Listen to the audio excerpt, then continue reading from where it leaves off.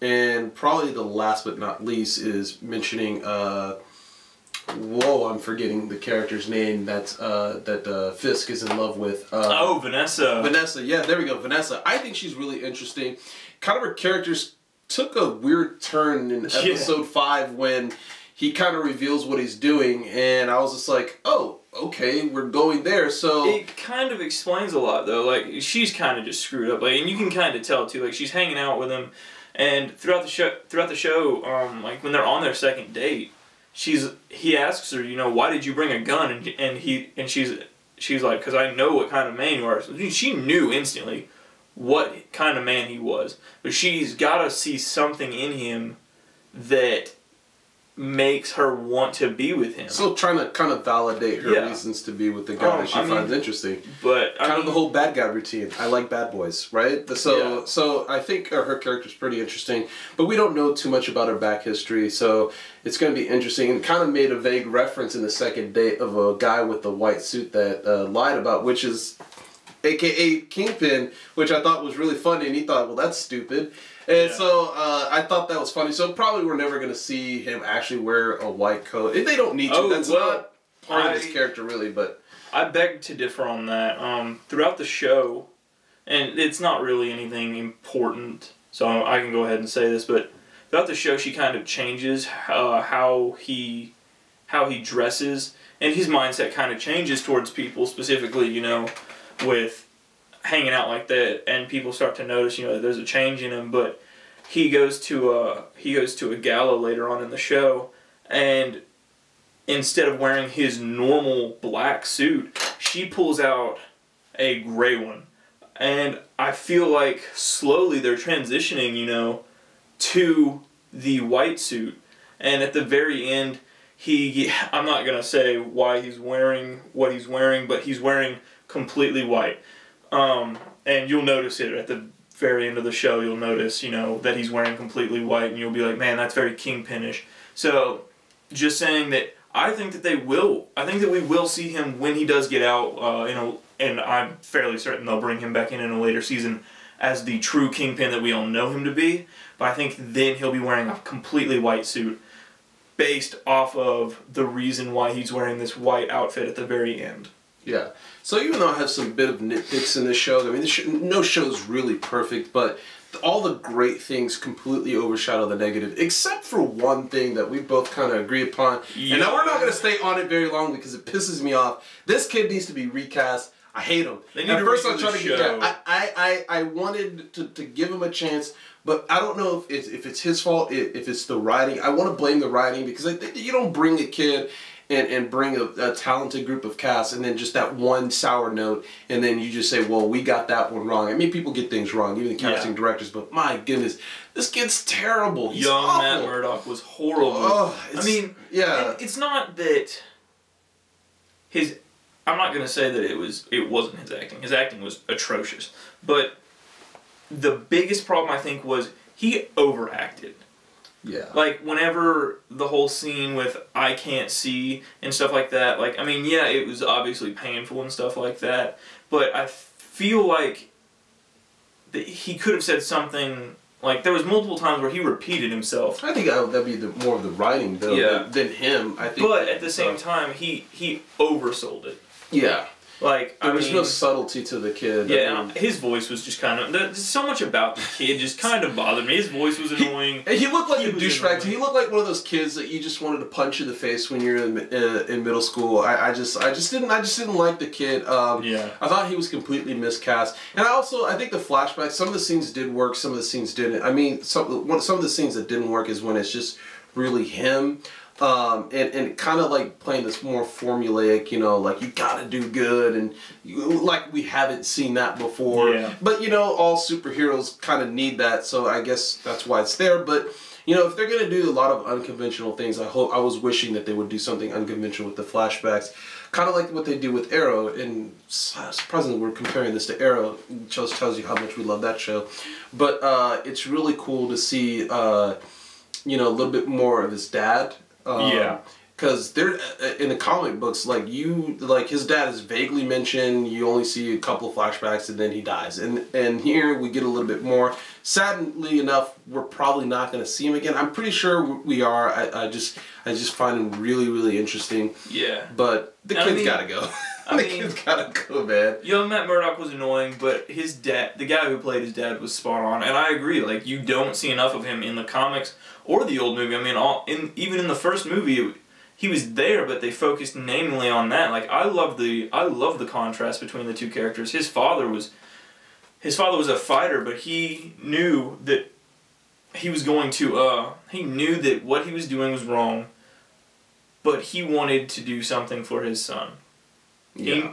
So he swapped the bets around, and he swapped the bets to where he would get so much money, which explains a lot about Matt Murdock as to why, you know, he was a kid who was orphaned, and a lot of times you think, like, man, how could an orphan have so much money that he could go to law school? Like, that explains everything. He could go to law school because his dad left him an inheritance of what presumably would be hundreds of thousands, if not millions of dollars. Yeah.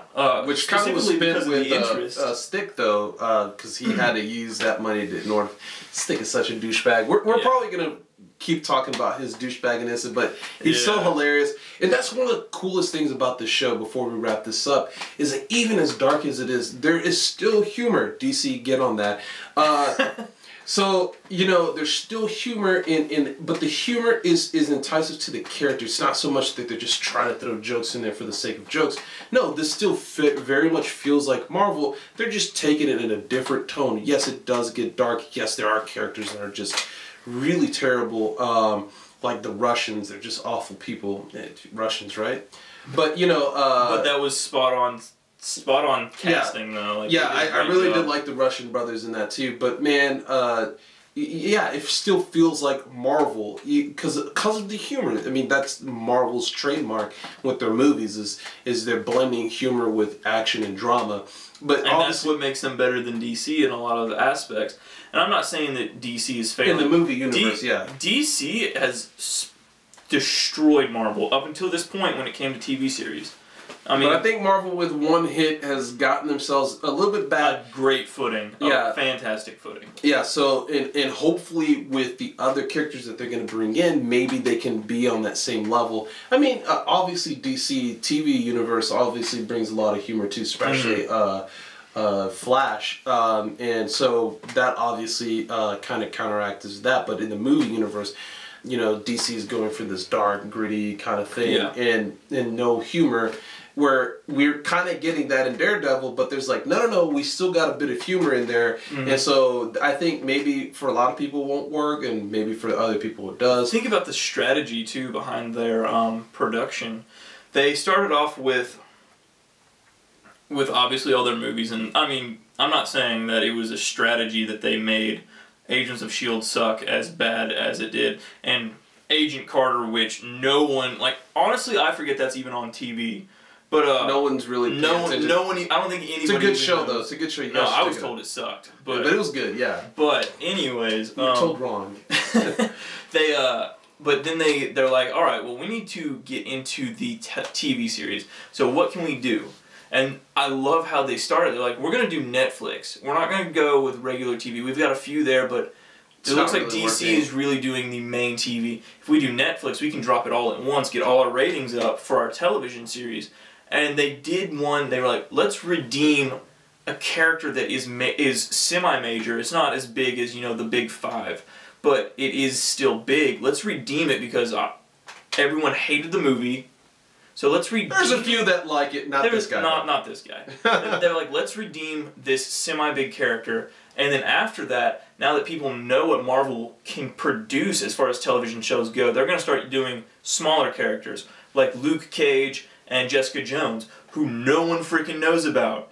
And I love that, because now that people know what Marvel can do with television, and that they know that Marvel is putting them on Netflix, they can create an entire Marvel universe on Netflix that coincides with the cinematic universe. People will watch, and they're not even that big of a character. I love that fact. Because Luke Cage, granted, I don't think he's that good, but Marvel has every right to do something crazy. And Jessica Jones, not many people know about her, but she's still great. That was like Guardians of the Galaxy. They didn't know much about. No one knew much about them. No, besides the fact that they were awesome. Yeah, they didn't either. Yeah. Like as soon as they announced that, I started reading the comic books and I fell in love with them. And then when the movie came out, I fell in love with the movie. It's just Marvel is very strategic in how they do their shows and movies. And it works. It works, yeah. It works in this case. They didn't always get it right, and clearly they didn't get it right with Agents of S.H.I.E.L.D. But that, like I said earlier, it's also because they're more directly tied with the Avengers. So there's a lot of things creatively that they can't do. And on top of that, it's on ABC, and ABC is a family-centric show. So there's not a lot of things that they can do.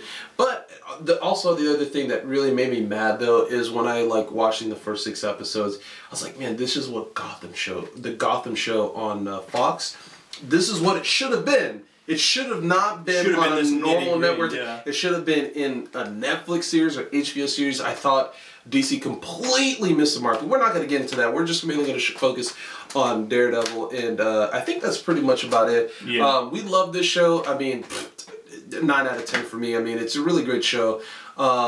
But if you guys want to interject anything like the Easter eggs I mentioned earlier, please leave it in the comment below. Yeah, and anything you want to see us review, go ahead and put that down there.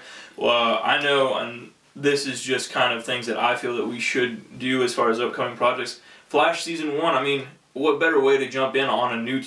Like, we couldn't really jump in on the Arrow when it's already in its 3rd season. But with the Flash, it's its 1st season. We can do that. We can do the Deadpool movie when it comes out. Obviously, Jessica Jones and Luke Cage when they come out. Stuff like that. I mean, we have great options now. Yeah, so we're wanting to really start this series off, and so we're asking you, begging you guys to please subscribe and like our videos, because we really want to start this off. And we're rookies. We don't know what we're doing. We're just talking blah blah blah. Okay, that's what we're doing basically, and hopefully we can get better hosts. That just kind of yeah. Internal temperatures become too high. Blah, blah, blah. Okay. All right, but still, that's good. All right. You guys, if you want, I can use a little bit on here. Oh yeah, that thing is still running, isn't it? I think so. It's flashing. I think that means it's still going. So, please subscribe. We won't disappoint. We'll try to put as much content as we can. We're pretty busy as it is with our normal lives, but we really want to get into this stuff because the superhero world is growing on both sides of DC and Marvel, and we're getting 7 films next year that are superhero centric. It's gonna be crazy. So we want to have this show starting, and we want it really to grow. And I thought this is the best way to do it with a new TV series that's really just it's awesome. It's amazing. Fantastic. So please subscribe, and we'll see you next time.